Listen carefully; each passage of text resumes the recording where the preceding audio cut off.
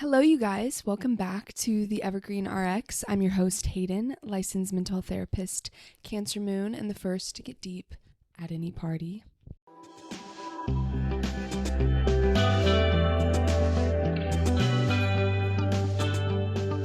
Well, this is exciting. Welcome to season 5.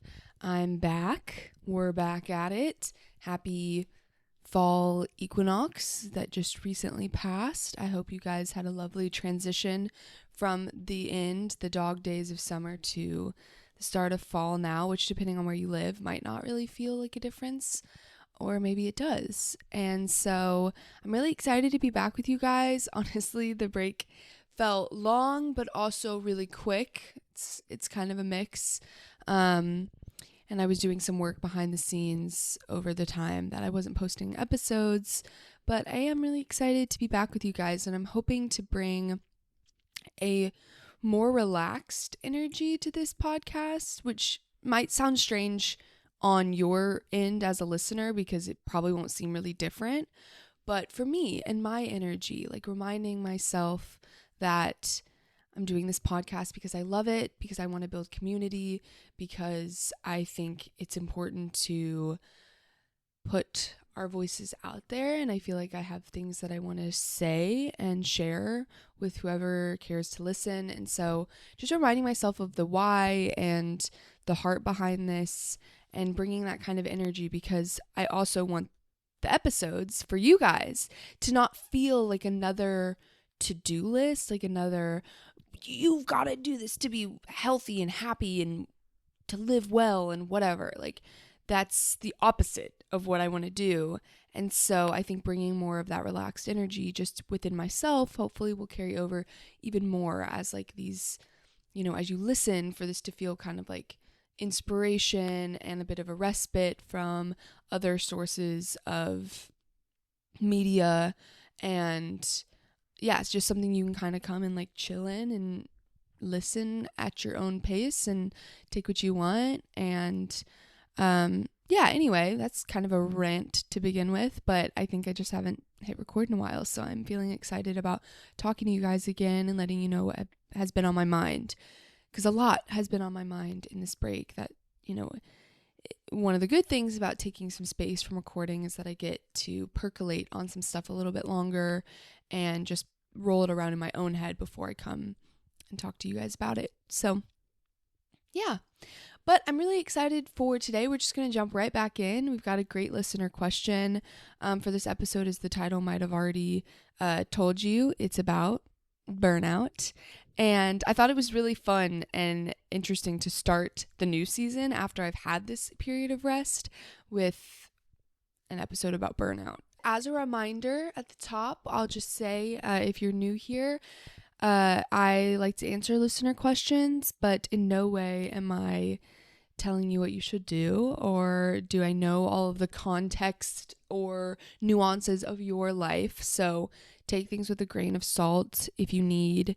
And yes, I am a therapist, but this is also just me and my life experience that's informing the way that I approach these questions and how I answer them. And I really like to create the space for us to open up dialogue together, to be like, okay, this is what I think about burnout and how I think you can help it. And like, what have you discovered? And what do you do different? And I would love to hear about it. So this is the Evergreen Apothecary. We're creating our own prescriptions for living well. And that always means that it's fluid and aligned for you, and nuanced and totally personalizable. Yep, that's it. That's a word. Totally personalized. Okay, and if you want to write me your own questions, send them to theevergreenrx@gmail.com, or you can send a text to 512-655-9888. I would love to hear from you. Leave me a voicemail and let me know if I can play it in the podcast, because I would love for your voice to be an actual part of the episode. But for now, I'll read them out. Okay. Open up the shop. It says, Dear Evergreen, how do you spot burnout? Like, how do you know you're burnt out? What should you do when you are? And how do you recover from burnout? So this one's just straight down to the point. Like, let's get into burnout. I need to know what to do about it And that's really fair because this question kind of brought back up for me the concept of burnout, because it kind of has become so talked about that it's like, yeah, whatever, burnout, we're all burnt out, sure. But thinking about it and focusing on it, I was like, whoa, I think I need to give a lot more credence, and probably all of us need to give a lot more credence to the role that this plays in our life and how to deal with it realistically. Because I think that's sometimes where burnout becomes a little bit like, yeah, cool, we're all burnt out. What are we going to do about it? Like, sometimes the suggestions can feel unattainable. I'm hoping that in this episode, I'll give you some suggestions, enough of an array that something will feel attainable to you, even in your life that might be really busy or really fast-paced at this period in time. So yeah, as I was thinking about this and preparing for the episode, I was recognizing the ways micro or mini burnout happens even with something I like to do, like with this podcast, taking a break from it. I was like, wow, I am much more recharged when I don't have this added responsibility. I didn't realize, it's something I want to do. It's a fun thing for the most part. But it still creates this like mini kind of burnout. And this happens with work too. Like, oh my God, at the end of a day, it's like micro burnout, or at the end of the week, mini burnout of, I'm not at the breaking point at the end of like, I need to really take a step back to recharge, but there is a level of like, whew, I need a breather for a second before I can come back in and do this again. And I'm imagining a lot of you guys feel the same way, because our life is very demanding and work can be very demanding. School is structured off of semesters of burnout. They're like, we're just going to run you super hard, and then you're going to get to collapse and get like a month off, and then we're going to do it all again, which is honestly really problematic. But yeah, I think that before researching this topic and putting more concerted effort to thinking about it, I was maybe attributing more of the symptoms of burnout to my own personal failings in a way. Like, oh, my hormonal fluctuations are causing this, or maybe like I'm doing something wrong. I'm, just being too negative, or like kind of questioning myself. Like, why is this so hard for me? Why am I feeling so tired? Blah, blah, blah. Which obviously some of those things can play a role, like hormonal fluctuations, things like that. But I also don't think I was thinking about it from the lens of like the stress cycle and how we have to discharge, and how rest and relaxation is a part of completing that cycle so that we can keep going and keep showing up for the things we need to show up for. And if you don't know what the stress cycle is, I'll talk about it a little bit more later. But I want to break down and address each part of this listener question, which is, how do we spot burnout? What do we do about it? And I'm going to talk about short-term recovery and long-term prevention, and bring it all together to hopefully help us all feel a little bit more like we can do something about it.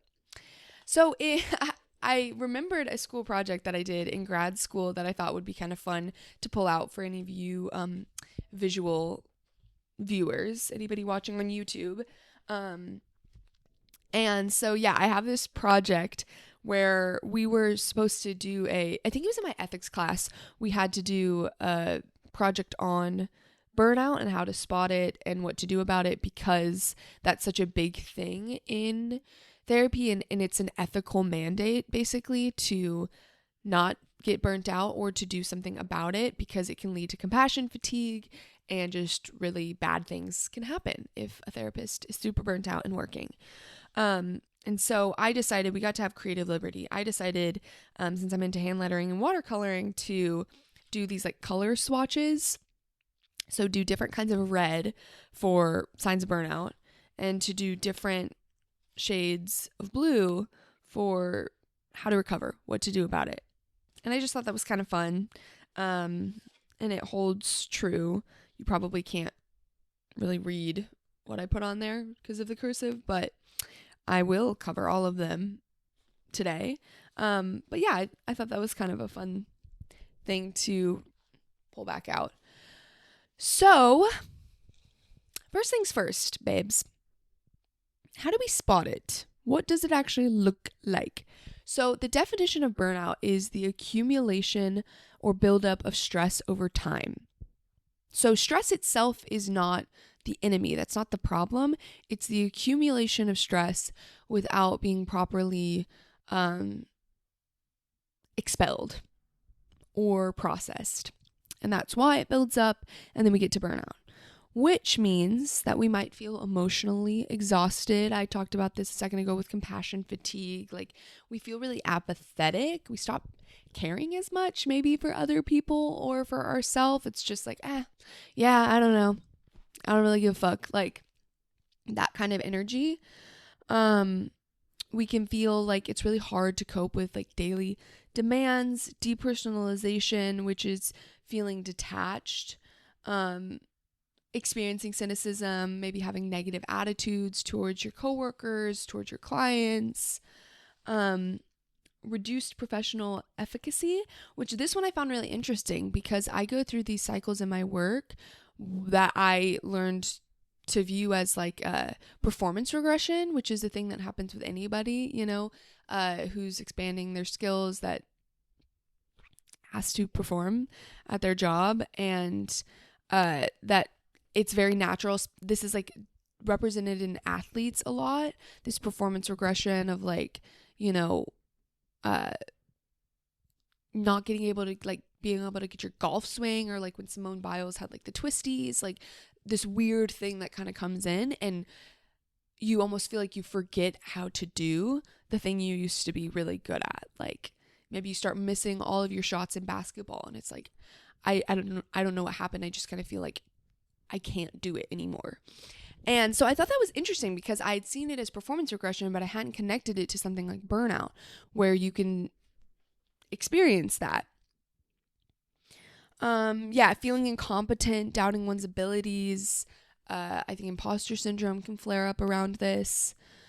Changes in your appetite, loss in motivation, feeling helpless, coping more with unhealthy behaviors. Maybe you're scrolling more, maybe you're drinking more. Blurred boundaries, isolating yourself, feeling really dissatisfied. I thought blurred boundaries was kind of an interesting one. I found that from the project that I did. And I was like, oh, maybe I put that because, as therapist, there can maybe be more blurred boundaries between like therapist and client, just as we get more fatigued and aren't able to uphold those lines as much. So that's what it looks like. It's a wide range, obviously, of symptoms, and I would be shocked if someone listening, one of you guys listening, doesn't feel any of these things at any given time, because it seems like our world is more and more structured to just like, we kind of feel some of this stuff all of the time, except maybe deep into a longer vacation where we're really able to rest and like exhale. And you probably recognize some of these things. I think when we start to get into more high level burnout, it's going to be we're experiencing more of these symptoms or with higher intensity or severity. When I'm talking about like that micro burnout at the end of the day or the week for me, I'm not fully depersonalized and I don't feel so much cynicism, but yeah, there's a bit of like apathy that can come in. Maybe I'm coping a little bit more with some unhealthy behaviors, feeling less motivated, and sometimes some of that performance regression comes in. A 4 out of 10 on the scale of burnout, but it's also not super built up to where it's impossible for me to kind of like bring down those levels. Usually after a weekend, I'm more recharged. I'm feeling more enthusiastic or excited or motivated for the week of work. And then, we start the cycle again. But I think that we don't have to just do it that way. We, meaning me, and maybe you guys. Because I was getting excited thinking about short-term recovery and long-term prevention strategies, because I would love to not feel even the micro-burnout at the end of a week. Because that hamster wheel gets really exhausting. It's like, okay, another week of work and I'm going to be dead tired at the end of it. And then I'm going to recharge over the weekend and then I'm going to do it again. I would like to maybe break that cycle or at least elongate it a bit. So it's like at the end of a month, maybe I'm feeling like, okay, I've got to do some more concerted discharge. But for the most part, I'm in the flow of things. And I don't know, maybe that's like really aspirational, but I like to aspire, so we'll go with it. But what I thought is, okay, so all of these strategies will work whether you're like, I am checking all of those boxes and I am super burnt out, and they'll also work if you're just more in my kind of camp and you're wanting to know how to prevent this stuff a little bit better. So what to do in the short term to recover? Completing the stress cycle, which is something I should have mentioned earlier, because a lot of this stuff that I'm referencing, a lot of what I know about burnout comes from the amazing book Burnout, The Secret to Unlocking the Stress Cycle by Emily and Amelia Nagoski. I don't know. They're sisters. And they have this great book about burnout, and it's especially written for women, especially women in America. And it's a great resource if you want to learn more, and it definitely informed me. I've definitely talked about it on this podcast before too, because I think it's very important. But they talk about completing the stress cycle. Rooted in our biology, it's connected to our fight or flight system. You see this in other animals. There's this one video of a gazelle that I love. I was shown in like a psychology class in college, which is basically when a gazelle out in the wild is being chased by a tiger or a lion. I don't know which ones chase gazelles, but it was one of them. And it flees, it runs, that fight or flight system gets activated. That is a stressing event. It is life or death. And so the fight or flight system turns on, the sympathetic nervous system, and presses the gas and says, get the hell out of there. So the gazelle tries to run, and if it seems like it cannot escape, the gazelle will play dead, freeze, because that is, less desirable to the predator to eat them if they seem like they're already dead. There's the biological hardwired system that goes fight, flight, freeze. It will choose based off of the threat. If we don't think we can fight it, if we think it's bigger than us, we will flee. If we don't think we can outrun it, we will freeze. So freeze is kind of the most terrified, most threatened state. And we can find ourselves as humans chronically in these states because we don't do the next step, which you will see in the video of the gazelle if you look it up. Once the threat is gone, the gazelle begins to twitch. It's got a lot of muscle movements. It gets up, it kind of bucks around, runs a bit, and gets out the excess energy that was stored up in response to that threat. So that's the part that we don't do, right? Because you're in a meeting at work and your boss gives you negative feedback, and to your body that feels threatening and life or death. But instead of running out of the room or going up, squaring up to fight your boss, you sit there. Sometimes you might be in a bit of a freeze state, and you get through the rest of the meeting. All that adrenaline just went whoop and then sat there in pools. And most likely you leave the meeting and you just go on with the rest of your day because you have emails to attend to, you have other things you need to do that feel more important. And maybe they are more important for the time being. But the fact is, we don't circle back to complete and release that stress. So there's your little 101 science lesson, which I'm sure lacks some things, but that's why people write books like Burnout, so that you can learn more about it. So, how we deal with this in the short term, why is this relevant? One, it's important to know what's going on so that you can feel it in your body and go, oh, I was super stressed earlier today and I didn't have any way to exercise that. I'm going to exercise that now. I'm going to let my body know that it is safe and it can relax. So, this can look like physical exercise or crying or laughing or deep breathing, yawning. These are things that signal to the body that we're safe. There are things that we don't really do if we're not safe. You're not going to laugh when you're getting chased by a lion.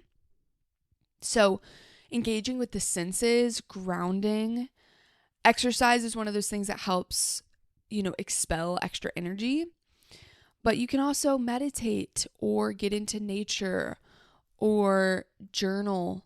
Play out the experience in your journal. Maybe if you're feeling extra brave, write out what you wish you could have done in that moment. Play it out in your mind.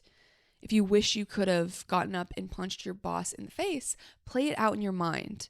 Understanding we're not actually going to do that. That's not helpful. But allow your body, through imagination, to complete what it would have wanted to complete, what it kind of felt drawn to do. Maybe it wanted to get up and run out the room. Taking a bath, eating your favorite food. Those are kind of helpful recovery methods, but I would say doing some of that more comforting, soft stuff, save that for after you have exercised this stress out in a way, whether that's through crying, actual physical movement, imaginal, playing it out in your head. Do that first and then take care. Relax. Say no to things that you want to say no to. Take a bath. Meditate. Go into nature. Help soothe after, and that's kind of part of the recharge as well. Okay. So how about long-term prevention? Long-term prevention includes all of the same things as the short-term recovery. You want to do those on a regular basis. You want to complete the stress cycle on a regular basis. That is the best way to prevent burnout, because completing the stress cycle expels that stress from your body, thus not allowing it to build up or accumulate, which we know is what leads to burnout. So what else can you do? Something I really love that the book talks about is the role of the patriarchy in women's experience of burnout, and how we're taught or we're shown in society that we're supposed to obsess over beauty or our body or what we eat. And Naomi Wolf has a quote that says, "A culture fixated on female thinness is not an obsession about female beauty, but an obsession about female obedience." Thinness can be a signal of obedience in a society or in a culture. It's so important, but it's like so upsetting. It's so upsetting, but it makes sense. Like as soon as I read this, I was like, oh yeah, because we spend so much energy and time. I spend so much time up here thinking about beauty and, what my body looks like or what I'm consuming. And if I'm measuring up to what I'm seeing out in the world as being the desirable standard to measure up to. And it just wastes so much energy. So being aware of that, working on your own relationship with those standards to see, can we release a little bit more and free up that energy that is going to these things that don't matter, but we have been taught to believe that they matter the most. I also think that, especially for women, suppressing anger can reduce our vitality and our energy that drives us forward and gives us purpose and gives us the energy to fight for the things that we're fighting for, to show up and to do the hard work that we're doing, to what we're contributing to society. I just think anger is a real driving force. It's really important. Like, think about in that fight, flight, freeze scenario, how often are you really moving into fight?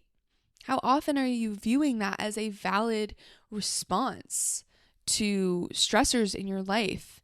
And again, it's not like I want you to go out and like pick fights, but that anger is super important, and anger is biologically hardwired into us because it carries vitality, because it is the conduit to show us what's important to us and to give us the energy to show up for it. So in your process of releasing stress, remembering anger, allowing yourself to express that in a safe way, even if that's just in your journal, viewing that as an important part of your own well-being and your own response and protection against burnout. So some other things. One that you maybe are surprised that I haven't said yet, which is rest. And the Nagoski sisters define rest as sleep, food, friends, and movement. So connection with friends, with family, with loved ones, nourishing yourself through food, not talking about like, I need to be like the healthiest version, blah, blah, blah, blah, blah, and just eat these things. But nourishment, really learning what nourishment looks like and feels like for you. Getting sleep. We need sleep. We need a lot of sleep. And movement, whatever kind of movement that is. Runs are not always the best way to alleviate our stress. Yes, it can help complete the stress cycle, but runs also add stressors to the body. It needs to be balanced because it activates our body and it puts stress on us. And so we want to also equal that out with relaxing activities, gentle movement, just plain old rest. Yeah. Also, finding connection to your larger purpose. So this might be something spiritual or religious for you, or just be values driven, but asking yourself, what am I doing when I feel most powerfully that I'm doing what I am meant to be doing? That's kind of like a word salad question, but figuring out what makes you feel connected, what makes you feel purposeful, what makes you feel like you're doing what you're meant to be. In addition to regularly discharging stress, we also want to make an effort to reduce the things that create stress in our life. So maybe there's some things that are on your plate that you can take off your plate. Kind of going back to our fixation on like beauty and body image as a culture. That's something that we can work over time to take off the plate. We want to decrease our stressors as much as possible so that we don't have to be constantly discharging a ton of stress or kind of maxing out the system. And the last thing I want to say on this matter, at least for now, is that stress happens and it will build up over time. And sometimes we are going to need more prolonged periods of rest or of a reset, a career change, a lifestyle change, hands-on support. All of those things are okay and they're necessary. Unfortunately, this seems like burnout is one of the kind of evils of life today. And one of those things that we just have to learn to live alongside, to live with. I'm hoping that changes over time and there's culture shifts, there's a paradigm shift. But if you find yourself feeling burnt out and needing help or needing a break, there's no shame around that. That happens to everyone. That will happen to all of us, even if we are continually doing our best efforts to discharge our stress, complete that cycle, to do these long-term and short-term supports. Still going to add up sometimes because we have a lot on our plate. A lot is being asked of us. There's also a lot going on in the world that's very hard to cope with on a regular basis. And so, yeah, just remembering that every now and then we're going to need those larger resets, maybe a good old nice long vacation if you can take it, or just support from others, outsourcing if possible, asking for help, or making a change. Maybe something isn't working for you anymore. It used to work for you and it's not anymore, and that's okay. It's okay to change and to not take on as much as we used to feel like we could take on. Sometimes I think that's a sign of health too. If we start going, hey, I actually don't think I can deal with as much stress as I used to, I think that's a good thing and we should listen to it. So that's what I have today. I'm so excited to be back with you guys. Please let me know what you think of this episode in the comments below. Find me on social media on Instagram or TikTok. I'm at the Evergreen RX. I would love to hear from you. I'd love to hear your questions for future episodes this season. And I hope this helped you. I'm wishing you guys all the best, and I'll catch you next Wednesday.